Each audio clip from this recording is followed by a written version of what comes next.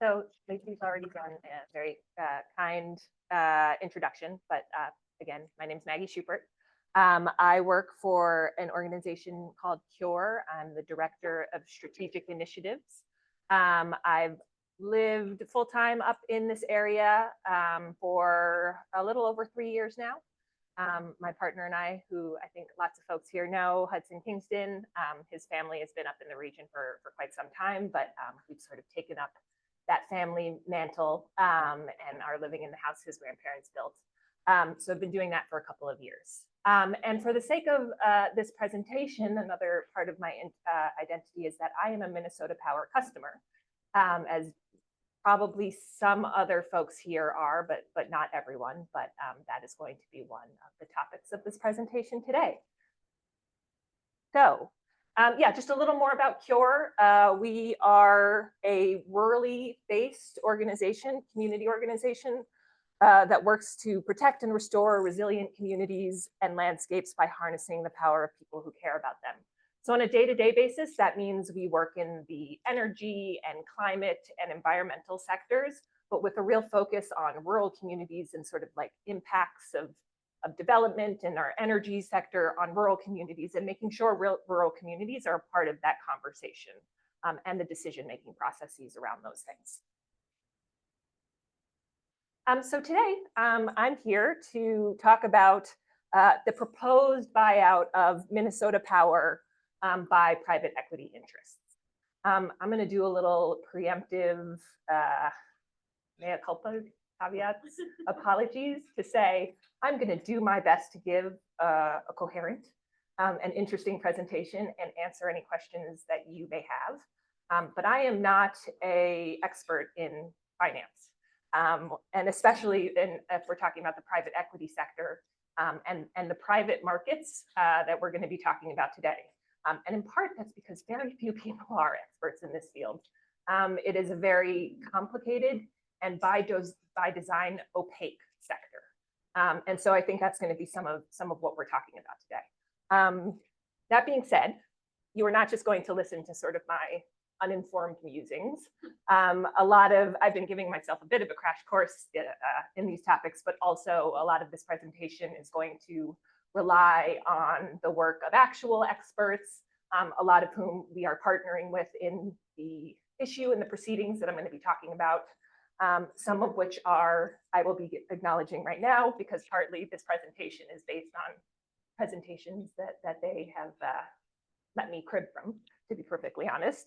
So one of them is the Private Equity Stakeholder Project, which is a national private equity watchdog organization. They are actually also our experts in the proceedings that I'm going to talk about, or one of them, and they were great. Another one of our partners in this work is Sierra Club. I don't really think they need an introduction. I think everyone knows Sierra Club. And then finally, another really critical partner is the Minnesota Citizens Utility Board. They are a ratepayer utility customer advocate. So if there's something happening at the Public Utilities Commission where a utility wants to raise people's rates, any utility in the state, PUB is probably there advocating on your behalf. So yes, all really wonderful partners, really informed, really doing really excellent work on this issue with us. So just a little, making sure we're all on the same page. Today we're going to be talking, among other things, about Minnesota Power. I think probably most people are pretty familiar, but just to make sure, Minnesota Power is a public utility, but an investor-owned public utility. So public utility, meaning they are a company that provides a critical service to the public, in this case, providing us with energy.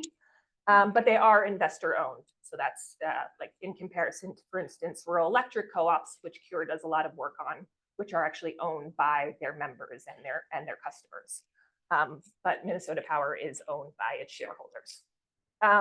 Minnesota Power has a big overall service territory, as this map shows. But on this other map down here, you can see the green parts is actually where their customers are. And their customers are 150,000 Minnesotans, residents, 14 municipalities, including Ely, who does buy their power from Minnesota Power, and 8 industrial customers. And that's actually the bulk the majority of where the energy that Minnesota Power generates and buys goes to is these industrial customers, which includes the iron mines and paper mills, pipelines, things like that. So what's going on? This is quite a bit of text on a slide, and I apologize for that, but I will go through it. So what has been happening is that in May 2024, ALLETE, which is, and I will talk a little bit more about like who is who in this, but we'll just get through the steps. ALLETE, which is Minnesota Power's parent company, announced its plan to become a private company, to enter into the private markets through its acquisition by the Canadian Pension Plan Investment Board, CPP, and Global Infrastructure Partners for a price of $6.2 billion. ALLETE says it needs this acquisition as a way to access capital that it's going to need in the coming years. It says about $4 billion over the next 5 years, and it claims that there's no real other way for them to access this capital without this acquisition deal. The deal has so far been approved at the federal level by FERC, which is Federal Energy Resources Commission, I believe, and also by ALLETE shareholders, which is not shocking because, among other things, ALLETE shareholders stand to make a lot of money from this deal. In October, and this is where it starts to get real juicy, although it was pretty juicy before. In October, after this deal was announced, BlackRock, which might be a familiar name to people, but I'll go a little bit more into them, formally acquired GIP. They had announced this deal previously, but it was formally approved.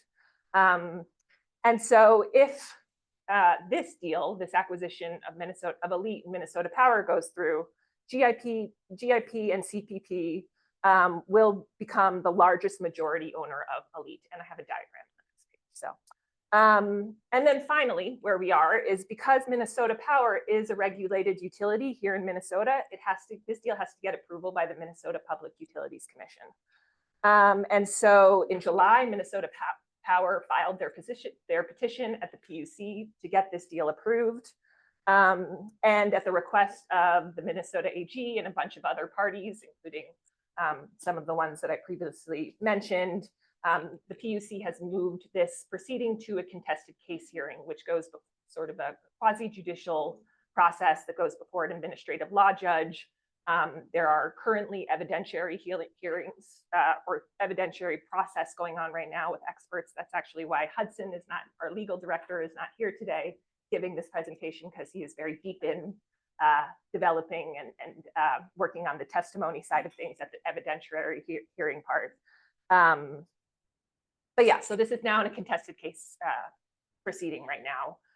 And later in July, this administrative law judge will release a report on this particular proceeding, and that will be used to inform the PUC's eventual decision. So sorry about that. And that was a lot of processy stuff. But yeah, a little bit more about like who is involved with this. On the deal side, I've already talked about Minnesota Power. As I said, ALLETE is the parent company of Minnesota Power. They are currently a publicly traded energy and transmission company based in Duluth. They have their own Minnesota Power and also Wisconsin Power and Light, which is another much smaller utility in Wisconsin, and a couple of other holdings, including sort of lignite coal interests in North Dakota, and a little bit in I think a small renewable energy company. But Minnesota Power is by far its biggest holding and where it makes most of its profits. Other than that, as I mentioned, there's the Canadian Pension Plan Investment Board, which manages the Canadian pension plan, as the name sort of indicates. And they oversee many billions of dollars of investments on behalf of Canadian workers and employers. Global Infrastructure Partners is an infrastructure investment fund, which is a very particular kind of private equity firm that invests in infrastructure. That currently has over approximately 100 billion in assets under management. And then, of course, BlackRock, which is the largest asset manager in the entire world, which manages trillions upon trillions of dollars in assets, and is, has its fingers in pretty every part of our economy globally. And this diagram here is the post-deal structure. Should this deal go through, this is what it will look like. We're GIP, and as a result, BlackRock will own 60% of ALLETE, and 40% will be owned by CPP. I'm actually going to just pause and say, obviously we'll do Q&A at the end. If there's any part of this where I like to use an acronym or just something is just like doesn't make sense, please feel free to jump in and say, please explain what that means. But like substantive questions, we can hopefully do at the end. And as I said, I'll do my best to answer those questions. So I talked a little bit about the process already, about what's happening at the PUC right now. As I said, Minnesota Power and ALLETE have asked for approval for this deal. It is now in this contested case hearing, during which, as I already talked about, the evidentiary hearing part of it, were sort of formal interveners, which include CURE, but also Sierra Club, Citizens Utility Board, also the Minnesota AG, which is currently opposed to this plan, the Department of Commerce, which is also opposed to this plan, and the large industrials that I mentioned, which, as I said, includes the large industrial customers, which is the iron mines, pipelines, paper mills. They also do not like this deal at the moment. So we don't often find ourselves on the same side of those guys as an environmental organization, but in this case, we do, because for some of the reasons I will get into shortly, hopefully. But there's also a public comment period process that I will, share some details about at the end. But this is the only opportunity, and I would say still way too limited opportunity for public to get involved with this, including customers like myself and maybe some of you, right? It's been approved by shareholders, it's been approved by the federal government, but Minnesota customers and residents don't have the same sort of opportunity to decide whether this deal goes through. And so we're relying on the PUC to look out for our interests in this particular deal. And so they do need to hear from folks in order to have that be sort of a really big part of their decision-making process. Yeah. And so that's where this comes in. So under Minnesota law, the PUC is required to deny this deal if they find that it's not in the public interest. Now, in the public interest is a pretty vague determination. But it does mean they need to balance and weigh various costs and risks and benefits. And I would say in sort of the larger world, including in Minnesota law, when we talk about the public interest, economic benefit for a company is not the end all and be all for what is in the public interest. Like there's got to be more for this to be found.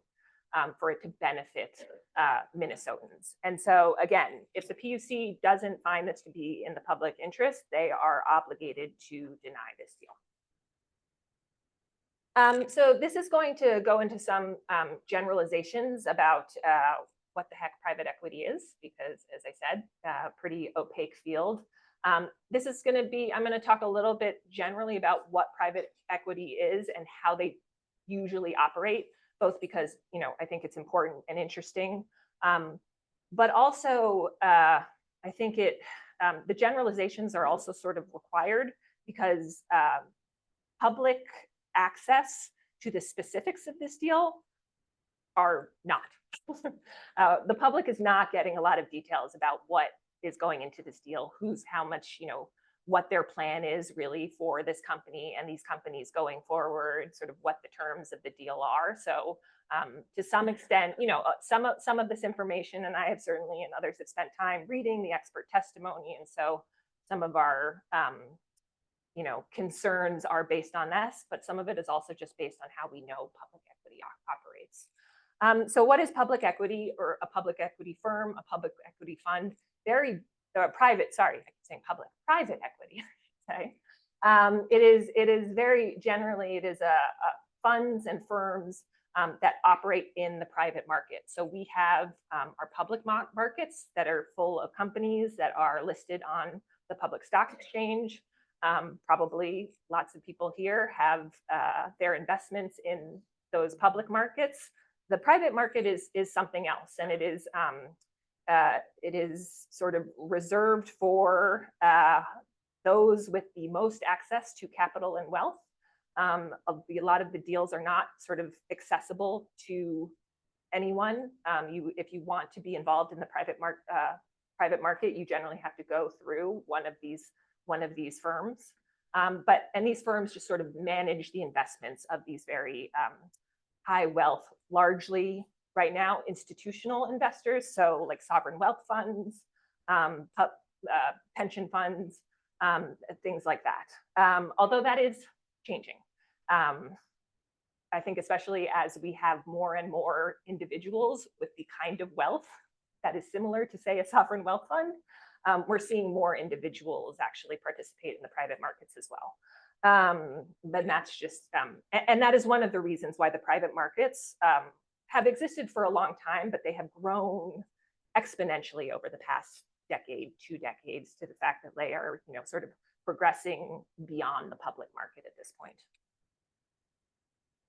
So the private equity business model, so more or less when a private equity firm like BlackRock, GIP, they buy a controlling equity stake in a company, and their end goal, motivation, is to increase short-term revenue and minimize costs to extract and raise the value of that company, ultimately to resell it so that they can give the proceeds and the investments at a particular rate of return to those who have invested in the fund.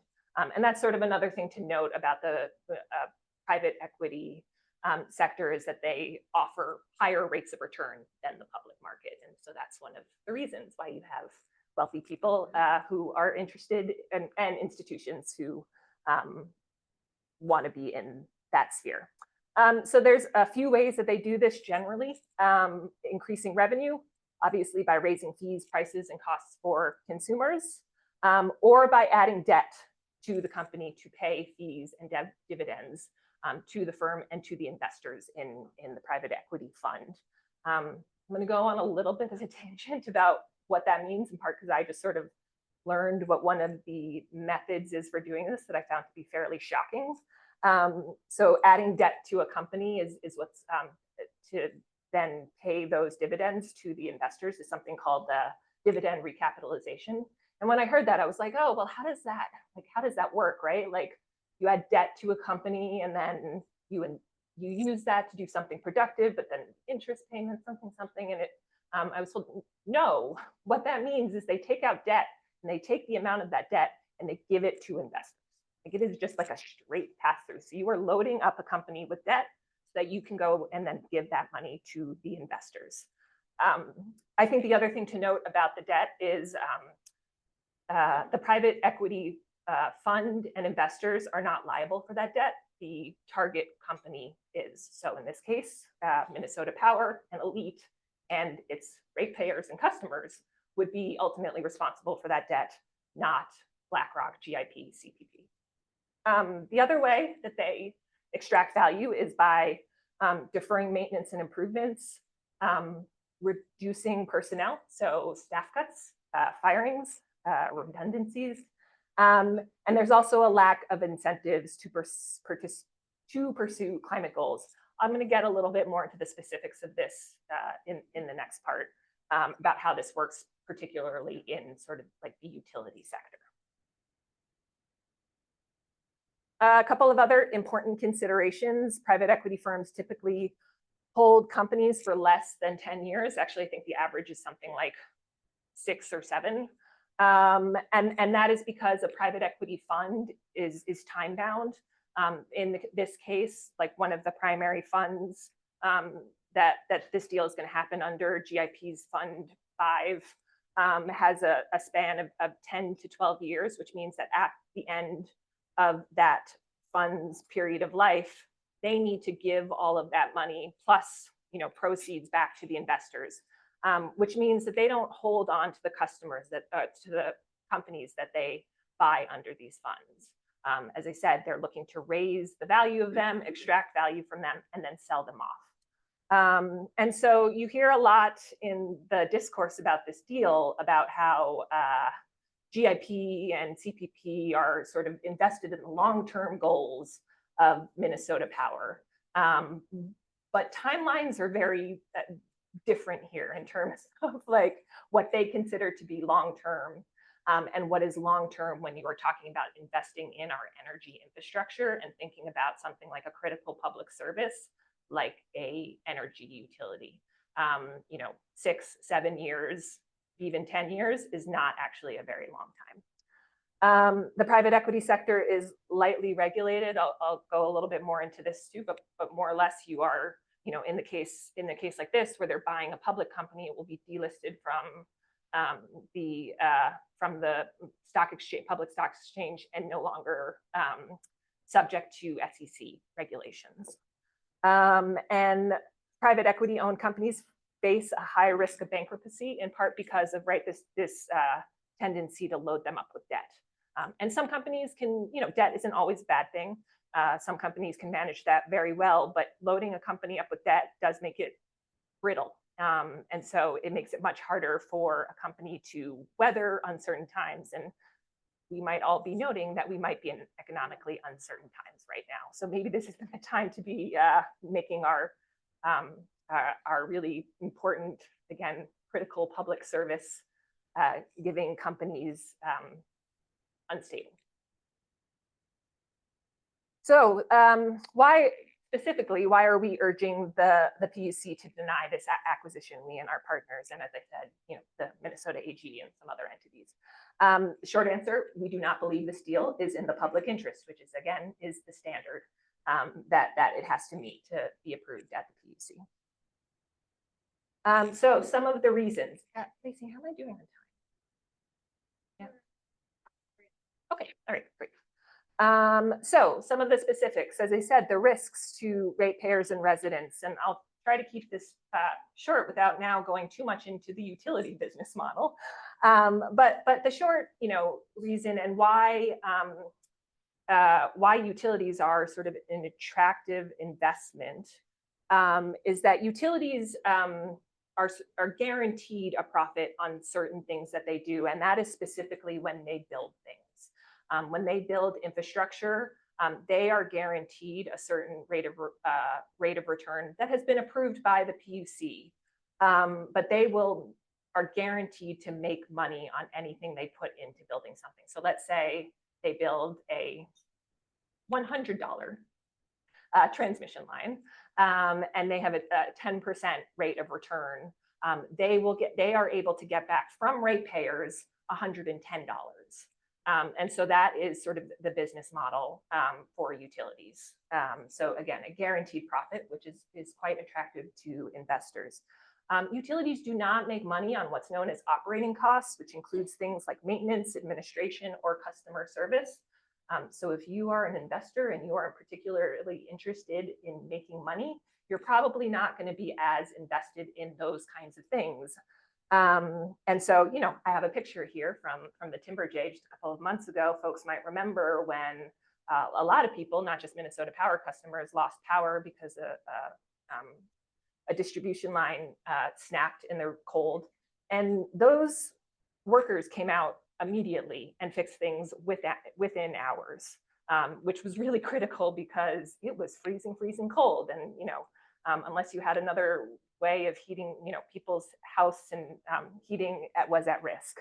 That doesn't make them money though. And so if you are a far off investor, things like that are not going to be your priority.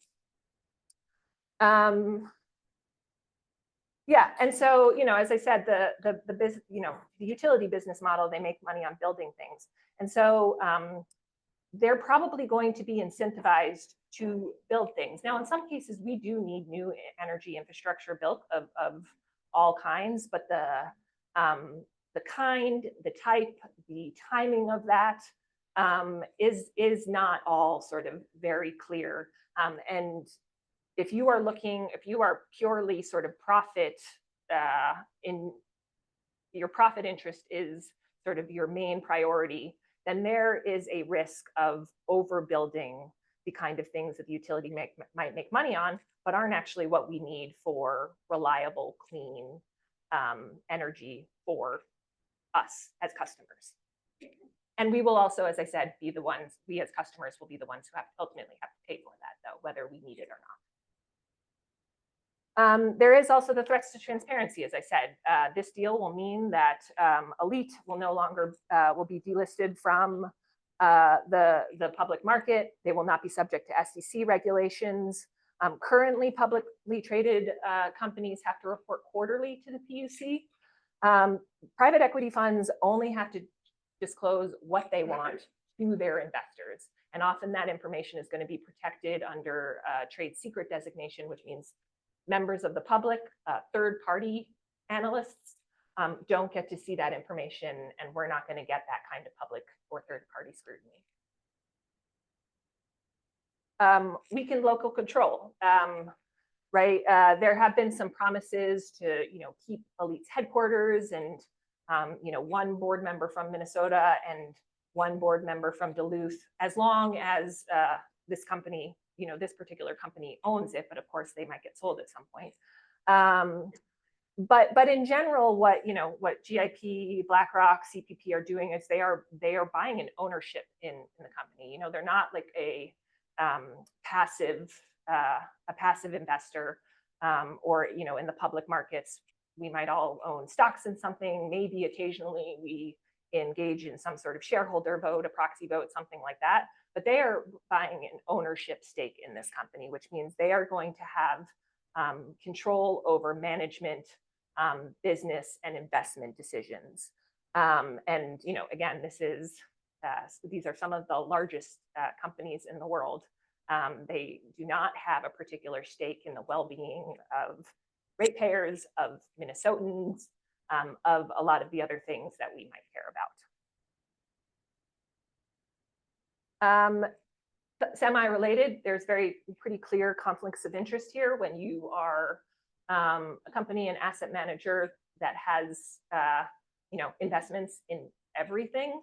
That you're going to have investments in companies that maybe should be competitors, that maybe should not have sort of a mutually aligned interests.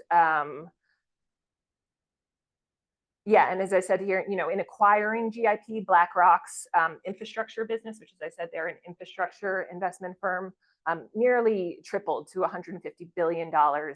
And so now, so much of our physical infrastructure is under the control of this company or companies like this. And this is sort of just an example. Again, I've mentioned GIP Fund 5, which is one of the main funds they're going to use to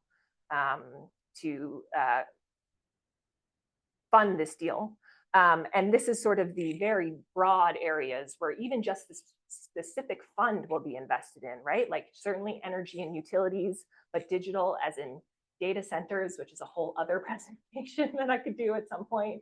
But for instance, when you have an investment fund that is investing in the things that are driving up energy production, like for instance, data centers, and then also owning the energy generation, that strikes me as a conflict of interest that we should be concerned about in this particular deal and just generally. Yeah, which brings me to, again, yeah, sort of this larger issue that this deal finds itself within the context of, which is the increasing amount of ownership and control that asset management and private equity has over infrastructure in this country and in the world. So this is from a letter that Bernie Sanders wrote to the Department of Justice, specifically about not the this ALLETE Minnesota Power deal, but when BlackRock was proposing to buy GIP, which was back in January of last year. He wrote this letter to the Department of Justice opposing that particular merger. BlackRock has made clear that the acquisition of GIP is part of an ongoing strategy to dominate the infrastructure industry. Infrastructure is a fundamental part of everyday life.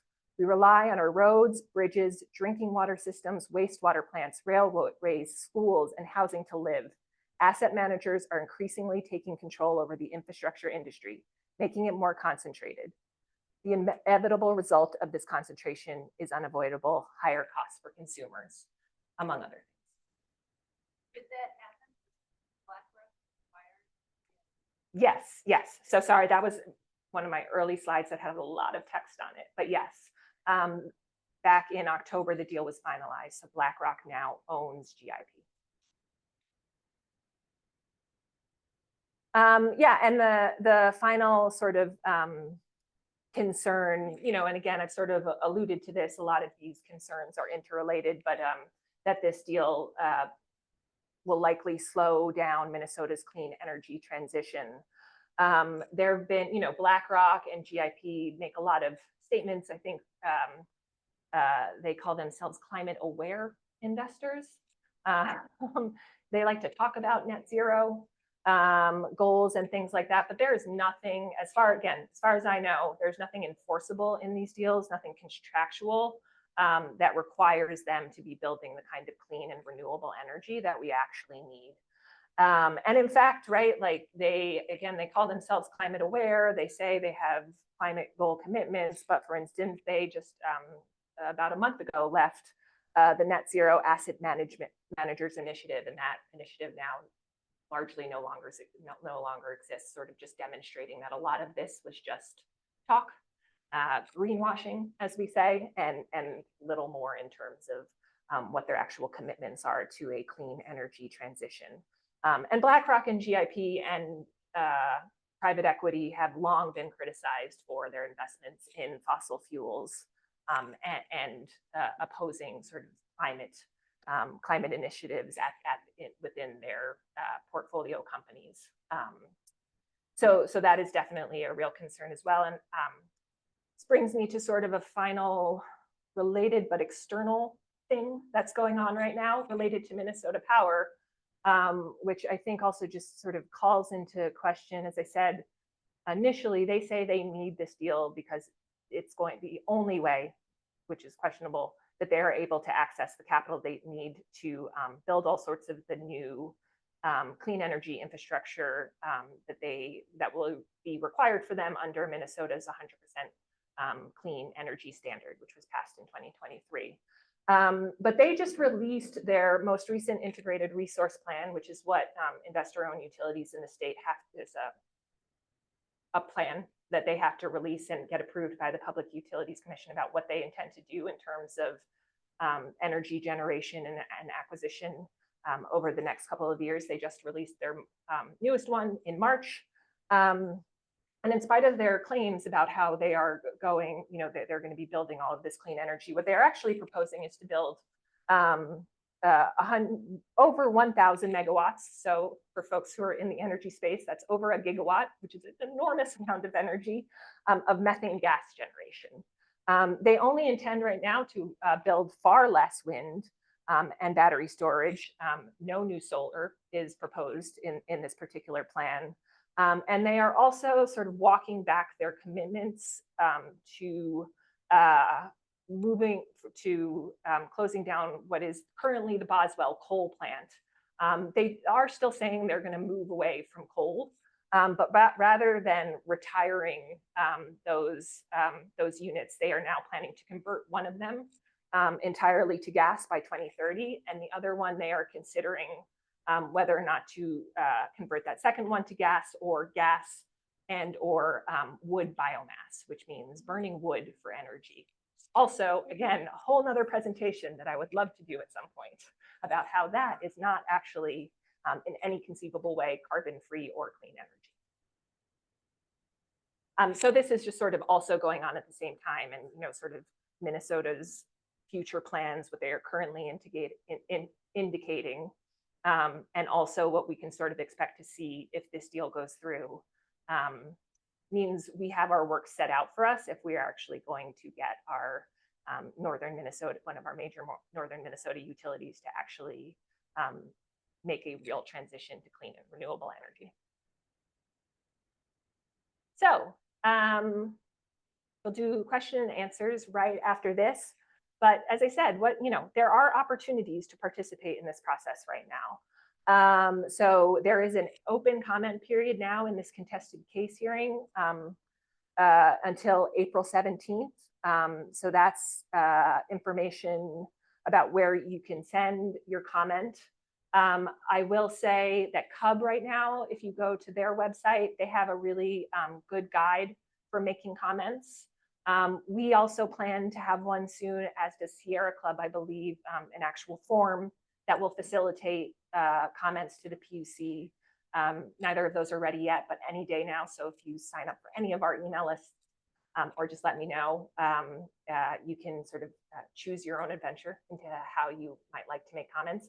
And I'll just to be clear, you don't have to be a customer to make comments to this proceedings. And as I said, right, Ely Muni is a customer of Minnesota Power, but also, right, like if they're planning on converting, instead of closing down a coal plant in northern Minnesota and converting it to gas or burning wood biomass, that's going to affect everyone. That's massive air pollution implications, that's water pollution implications, all sorts of things. So again, you don't have to be a Minnesota Power customer to participate in this. There are also public hearings coming up. These are them quite soon, the second week of April. You will note it's certainly frustrating to me as a Minnesota Power customer that none of them are super close by. But you know, we're making do with that which you can if you're able, or you're able to tell your friends in these areas to go to these public meetings. I think that's super important. There will also, as you can see, on Thursday, April 10th, there will be a virtual hearing option. And if you want more information about that, including how you access that virtual webinar, you can use that link below from Minnesota Power to find more information about that. And that's it. I hope that was coherent and interesting. And I will do my best to answer questions if there aren't. And also I might have to get back to you on some of them, but yeah. We do have a couple questions coming in from Zoom. One is, I think, a relatively quick one. Does Lake County buy power from Minnesota Power as well? The county itself? Or other electric cooperatives? So, You mean Lake Country? Oh yeah, that's what I meant. oh, Lake, oh, Thank so, you. okay, thank you, sorry. So no, Lake Country Power is a rural electric co-op. So as I said at the beginning, sort of distinctions between different kinds of utilities. And so no, they get their energy from Great River Energy, which is the what's known as the generation and transmission co-op that serves a bunch of the distribution co-ops like Lake Country Power. Thank you. Sorry? Comes out of the Yeah, Missouri. yeah, much of it comes from yes, and some of it comes from some of the same sort of generation sites and things like that. But in terms of where, yeah, where they actually buy or who gets them their power, yeah, it's Great River Energy. What governmental investments, especially federal, are tied to Minnesota Power, and will new private corporation be eligible for federal funding? That's a good question. And in terms of like Minnesota Power, and this is a whole other presentation, but since someone asked about Lake Country Power, they and Great River Energy, they are right now trying to make sure they were getting money from the federal government to help them with some of their clean energy transition work, and they are currently doing their hardest to ensure that they still get that funding. That's what I'll say about that. Yeah, Minnesota Power, that's a really good question. I don't know. I don't think so. And I think that's part of like what they're, that no, they generally don't get sort of federal grants for this kind of work, and they rely on finding investors and getting money from shareholders and things like that. And this, when they still have shareholders, that's where their capital comes from. And then the last Zoom question so far is, does BlackRock currently own any other utility companies? So BlackRock has interests in a number of utilities, and they actually already have an interest in Minnesota Power. I think right now BlackRock has like 13% owns 13% of Minnesota Power. And they have those kind of stakes in a bunch of other utilities. There aren't a ton of examples, and this is why, to some extent, this is pretty precedent setting, of private equity buying an ownership stake in a utility like this. We do have some examples of private equity. There are a couple examples. It's not BlackRock itself, but there was a utility down in Texas that was bought up by private equity. I believe it was KKR, but I could be wrong about that. They, long story short, went bankrupt. There is a GIP, for instance. This is one of the things that's coming up in evidentiary hearings. It's at issue. GIP owns a solar installation and generation company that has also gone bankrupt. And then there is also there's another good example that, again, smaller private equity that bought a smaller electric co-op in the Upper Peninsula in Michigan. And this was this was now, I believe it was in the mid-2000s, called UPCO. Since then, UPCO has been sold a number of times. As I said, that is the business model of private equity. It's been sold to a bunch of different firms. They also have the highest, I believe, the highest rates in Michigan. So that was a little, not a direct answer to the question. Again, I don't believe that BlackRock owns controlling stakes in another utility in the same way that we are looking at here. So again, that's why it's pretty important, pretty precedent setting, potentially. If this goes through, I don't expect that to remain the case. There are reasons why owning utilities is pretty, and some of which I talked about, makes it pretty attractive for people looking to get large but stable returns in our current investing world. Thank you. So you've used the word bankrupt a number of times. Dumb it down for me from a Do my best. customer standpoint. Worst case scenario, it goes through, unnecessary infrastructure is built, and Minnesota Power goes bankrupt. What does that mean for me? Yeah, I mean, that's a good question, right? Because the way, and this is, again, I am not an expert in finance or bankruptcy, right? But like usually, a company declares bankruptcy and then some sort of a deal is worked out. But as I said, right, like the ratepayer, but usually the deal that gets worked out is that debt gets repaid in some ways. And so Minnesota Power customers are the ones ultimately responsible for that debt. So you could see massive rate increases as a result of something like that.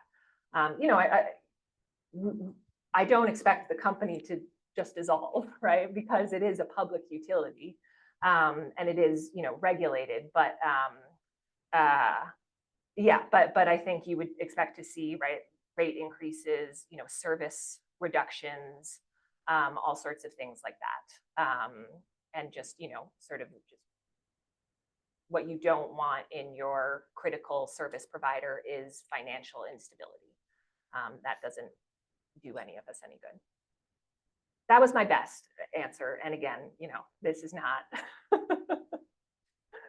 You said that Minnesota Power is looking for several $1 billion in the next few years. Do you know why they need such a vast amount of money? And is that typical of other utilities around the place? And if they don't get this acquisition, doesn't that mean that we're all facing larger bills anyway? Yeah, excellent question. We'll do my best. So a couple of things there. As I said, what they are saying is they need access to that capital because of what they see to be their need to create a lot more energy generation And they say clean energy generation in order to, as I said, to meet the 100% clean energy standard, but also because they are expecting to look at, or are they expecting to see a big increase in energy load over the next few years. For quite a while, right, our energy nationally, energy usage has actually sort of either plateaued or even been going down a little bit because of efficiency and things like that. What people are saying now is that is about to change in large part because there's going to be a whole lot more need for electricity. A lot of the times people like to say that's, oh, because, you know, electric cars and we're switching to sort of electric heat and things like that. But really what we're saying, if you look at things like Minnesota Power's IRP, is they're talking about big industrial electrification, you know, including clean steel, but also, as I already mentioned, data centers is right now, it has rapidly become the thing that everyone says is going to need gigawatts upon gigawatts of new electricity. And to meet that demand, they're going to have to build a lot more generation and they're going to need capital for that. They say there is no other way for them to access that capital without getting too deeply into it in terms of what is in, what sort of the parties in this proceeding are saying is that that's not true. Short answer is there are other ways for them to access capital, whether that be through the public markets or other ways, or the way they value things. And again, both getting into the weeds and also above my pay grade to a certain extent. But let me just say that experts do think that that is sort of a not entirely true claim on their part. Barb, you had another part to your question. Oh, yeah, will those investments not be made? Was that the question? Yeah, well, I mean, that's the question. And I mean, part of it is like, to some extent, they need capital to make the investments and then ratepayers pay that back. So it's not necessarily like they can just go to ratepayers and say, give us this amount of money so we can build this. They get a return on the investment. So it doesn't sort of it's not really necessarily a trade-off like that. And so again, you know, we do believe that they can access the capital in other ways. And I will also say that, you know, this price of 6.2 billion, which, you know, is money that they will be getting from the investors and ultimately will need to be paid back for them with additional rates of return, is what some would say an overvaluation of the company. So that's sort of worth noting as well. So, which means that certain people are going to make a lot of money off of this deal if it goes through, shareholders and board members. And so most of ALLETE or Minnesota Power is owned by institutional investors right now, but a good portion of it is owned by individual investors. And so what will happen to those individual investors' shares? They become part of BlackRock, or do they get cashed out, or what happens? as I understand it, they get cashed out and they will make money on this deal, as I said. And so this has been approved by the shareholders, which, as you said, includes institutional investors, but also, you know, But like an institutional investors might be voting 1 million shares, right, where an individual investor might be 100 shares. Their vote really didn't carry. Certainly, yes. As I understand it, they will get cashed out, but again, I could, yeah, don't entirely hold me to that. Yeah.